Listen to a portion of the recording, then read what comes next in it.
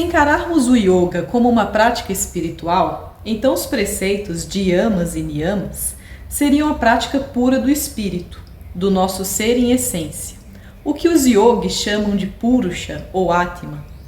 Veja bem, se vamos fazer uma prática espiritual, e se o yoga é para trazer a percepção ao que é esse ser, nada mais óbvio do que saber primeiro as qualidades do espírito, que consequentemente são as virtudes de um homem ou de uma mulher.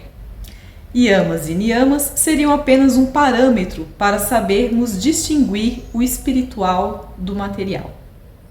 Vamos analisar um a um para que não hajam dúvidas, já que todos acham muito difícil seguir os preceitos da Ashtanga Yoga, aqueles 8 passos do Patanjali, do Yoga Sutras. Talvez exista aqui a explicação para isso, que só em espírito é que podemos seguir esse caminho, porque já seríamos isso. Yamas, para quem não sabe, são 5 yamas e 5 niyamas. Então vamos começar pelos yamas. Ahimsa, não usar nenhum tipo de violência. Um ser espiritual facilmente se abstém do uso da violência. A agressão física, pelo menos, não existe, ou para ele não faz nenhum sentido. Satya, falar a verdade. A transparência fica nítida pelas reações de sua própria energia. Mentir para um espírito não traz nenhuma vantagem, já que na sua imortalidade ele não precisa se proteger ou tirar vantagem de nada, porque ele já é autenticidade pura. Como espírito você não tem como mentir, como dissimular. Asteia, não roubar.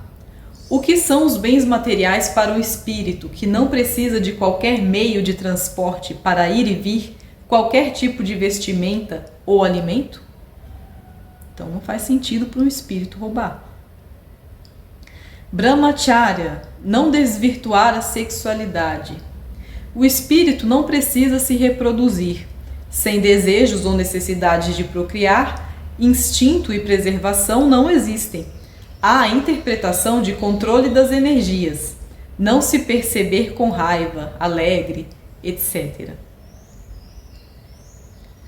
Aparigraha, não se apegar. Como ser imortal, vai se apegar ao quê? Objetos, lembranças, seres, é tudo perecível. E agora entramos aí nos niyamas. Saucha, a purificação, limpeza do corpo e da mente. Permanecer limpo quando não está na matéria é uma mera naturalidade. A essência como o éter que nunca é maculado. Pureza, estado natural da alma. Se você não está na matéria, você não vai se sujar. Vai no máximo, você pode falar assim, mas as energias, né? As energias estão densas. Mas aí, se a gente está falando de um espírito puro, isso que as pessoas entendem como espírito, ainda é uma matéria sutil, porque o espírito mesmo ele não tem forma. Isso que a gente chama de espírito muitas vezes é a nossa forma ainda, só que mais sutil. Só que isso dentro do yoga ainda não é o espírito puro.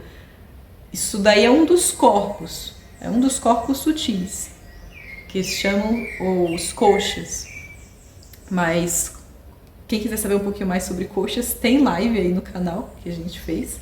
E tem um vídeo também explicativo, então é só procurar aí, Yoga Integral Poa Koshas, com K, se escreve com K, tá?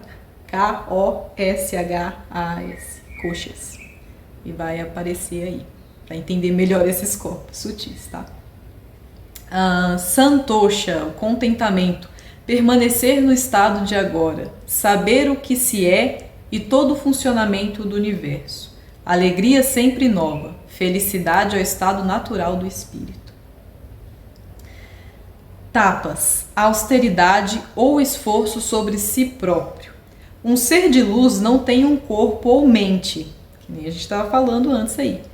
Não possui vícios, ou seja, não é corrompido por nada que possa existir. O reencarnar seria para o espírito o tapas, o experienciar os medos e desejos, para assim voltar à sua origem de compaixão. Tapas é o que o instiga a agir, é o que instiga o espírito a agir. Arjuna, afortunados são os kshatriyas, os guerreiros, quando sem que o provoquem, uma guerra justa surge em seu destino. Nela encontram uma porta aberta para o céu. Esse é trechinho da Bhagavad Gita, né? Arjuna tá lá, luto, não luto, e Krishna, né, falou, você não procurou por isso, mas a oportunidade está aí. Então, agarre e vá. A essência do espírito é o progresso. Ele aproveitará todas as oportunidades para essa evolução, mesmo contando que haja sofrimento. Tapas também é a autossuperação do medo e dos desejos, duas coisas que o espírito puro não sente. Tapas é disciplina. Swadhyaya, o estudo das escrituras, do yoga ou de si próprio. Autoconhecimento. O alimento da alma. O ser compreende agora o significado de todas as escrituras. Sua percepção é muito mais ampla, digamos, infinita. Ele já sabe o que ele é. Quando a gente fala de autoconhecimento, é isso, é você saber realmente o que você é. Então, além desse corpo, além dessa mente, o que você é? Né? Quando a gente está falando de autoconhecimento, a gente não está falando de gostos e aversões, que aí também já é uma outra coisa, isso aí é da personalidade. A personalidade ela é construída. Desde o momento que a gente chega aqui e fala, né, pra gente que o seu nome é esse, você é homem, é mulher, ou enfim, ou depois você acredita nisso tudo, ou depois você, né, se despe disso tudo e monta a sua própria personalidade. Mas o autoconhecimento dentro do yoga é uma coisa mais profunda. É você ir além do seu corpo, é você se perceber além desse corpo, além dessa mente. Então, além de qualquer rótulo que a sociedade ou você mesmo tenha, né, trazido e colocado essa experiência encarnada aqui.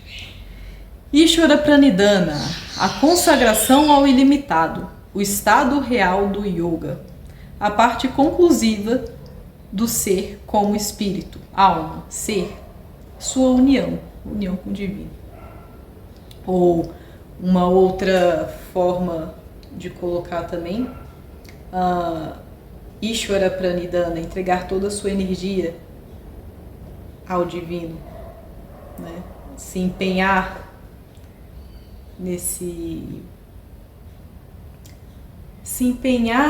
em se perceber como espírito. O que é a alma? Certa vez apareceu diante do sábio um jovem disposto a seguir o caminho espiritual. O sábio já estava acostumado com um número infinito de jovens que vinham procurá-lo para obter poderes, fazer milagres, alcançar um estado alterado de consciência, mas nunca alguém disposto a fazer a prática para se perceber realmente como um espírito. O jovem se apresentou e fez a seguinte pergunta. Na Bhagavad Gita, diz que a alma não se queima, não se molha, não se fere ou tampouco se resseca pelo vento. Mas o que mais posso saber sobre a alma para ter como fazer minha prática com mais presença? O sábio percebeu que estava diante de alguém que usava de discernimento. Se era para fazer uma prática espiritual, como o yoga, então ele precisava de parâmetros para distinguir o que era o eu, esse eu personalidade, esse eu que a gente acha que a gente é, do eu maior, ou seja, da sua essência, além desse corpo e dessa mente. Quem é esse eu? O que é esse eu? As características da alma estão nos yamas e niyamas, nos ditos preceitos do yoga, mestre. Mas como assim? É que não são regras. Repare que são os primeiros passos dos 8 seguintes para o caminho da percepção do espírito. Então, se você quer fazer uma prática espiritual, tem que entender o que é o espírito, para só depois, com esse comparativo, saber o que está fazendo, com clareza mental. Faz sentido, completou o discípulo. A rinsa é o estado puro do espírito. Algo não apenas para ser praticado, mas principalmente percebido, pois o espírito não usa de força física. assim como os demais. Satya, o espírito é transparente na sua autenticidade. Não pode esconder absolutamente nada. Asteya, não roubar, já que a matéria para ele é indiferente. Se aparecer um desejo por obter algo que não me pertence, então só preciso me lembrar que essa não é minha autêntica natureza. Continue, mestre. Brahmacharya, um espírito não tem desejos. Todos eles fazem parte do corpo físico. Compreendendo isso, sabe distinguir o que é o corpo e o que é o espírito. A parigraha, aprender a se desapegar da matéria e dos sentimentos, para não voltar ao círculo de reencarnações. Agora podeis ver niyama. Saucha, limpeza seria a pureza da alma. O que não for puro simplesmente não sou eu. Santosha, contentamento, a bem-aventurança, aquela aspiração que todo ser carrega dentro de si.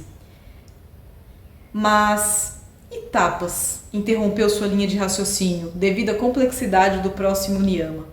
O que mais você precisa para uma prática espiritual? Perguntou o mestre. Disciplina. Sem disciplina não é possível chegar a nenhuma percepção. Então a austeridade, em verdade, pode nos levar a um engodo? A alma é disciplinada, não inflige dor ao corpo, que ela não é. Justamente por isso temos Swadhyaya, que é o alimento dessa alma, tão necessário para a percepção do que já se é.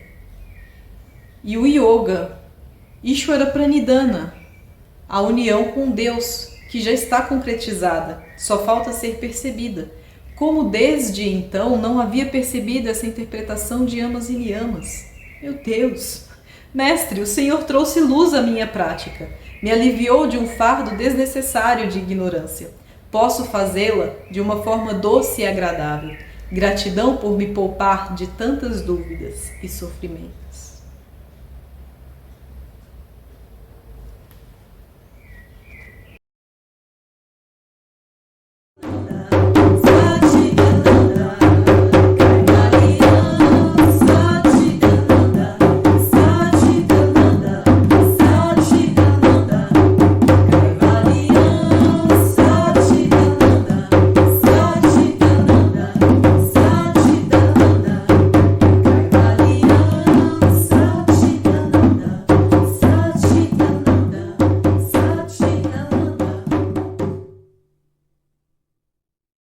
Kaivalya, libertação, Moksha, dissolução, Kevala, integração, Mukti, desapego, Turiya, realização, Jivan Mukti, solidão, Apavarga, salvação, Laya, recolhimento, Tattva, isolamento, Advaita, emancipação, Samadhi, união, Amanaska entrega total a Ishvara, e Yoga.